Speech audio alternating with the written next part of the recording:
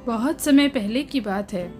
वीरपुर नाम के गांव में सुजाता नाम की एक लड़की रहा करती थी। एक दिन सुजाता अपनी दो सहेलियों के साथ जंगल घूमने गई। जंगल पहुंचते ही सुजाता ने देखा एक जादुई पेड़ में बहुत सारे सेब लगे हुए थे, जिसमें एक लाल सेब बहुत ही सुंदर दिख रहा था।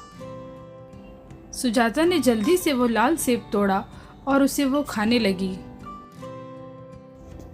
सुजाता के सेब खाते ही अचानक से वहाँ एक ऋषि प्रकट हुए। ऋषि ने कहा, अरे मूर्ख लड़की, ये तूने क्या कर दिया? ये जादुई पेड़ का सबसे प्रिय जादुई सेब है। तूने इसे खाकर बहुत बड़ी गलती कर दी है।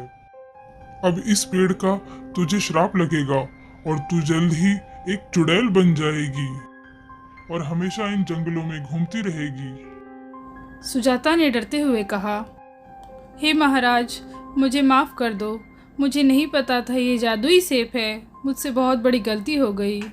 ऋषि ने कहा, ये श्राप से तुम एक ही तरह से मुक्त हो पाओगी। जब कभी भी दुर्गा अष्टमी के दिन कोई यहाँ पर एक लाल फल रख के जाएगा और तुम उस फल को खाओगी, तभी तुम मुक्त हो पाओगी। इतना कह के ऋषि मुनि वहाँ से गायब हो गए। सुजाता जंगल में बैठ के रोने लगी और दुर्गा अष्टमी तक का इंतज़ार करने लगी।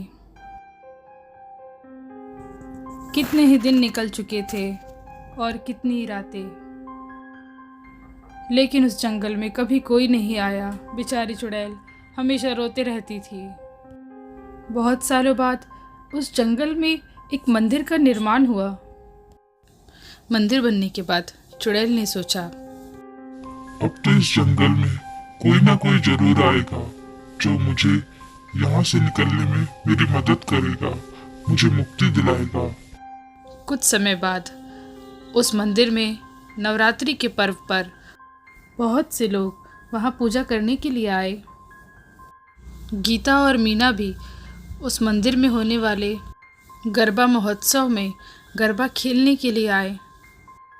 सभी लोगों ने वहाँ गरबा खेला। तारी मद मीठी बातें मारू मन मोही गयो। तारी मद मीठी बातें मारू मन मोही गयो। तने जोया करूं आज। मीना ने गीता से कहा, चलो गीता, जल्दी से हम मंदिर से प्रसाद ले आते हैं। प्रसाद ले आने के बाद हम फिर से गरबा खेल लेंगे। गीता को प्रसाद में एक लाल सेब मिला था। चुड़ैल चुपके चुपके ये सब देख रही थी।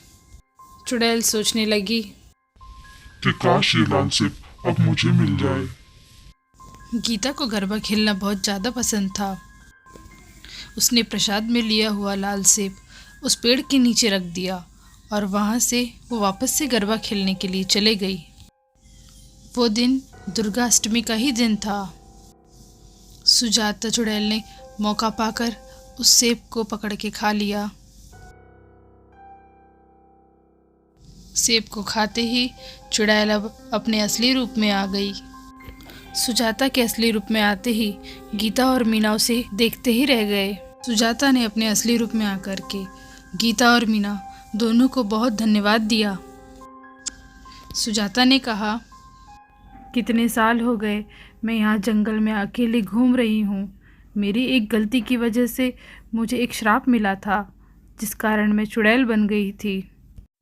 आज तुम दोनों की वजह से मैं वापस से मुक्त हो पाई हूँ, इसलिए मैं तुम दोनों को धन्यवाद बोलना चाहती हूँ।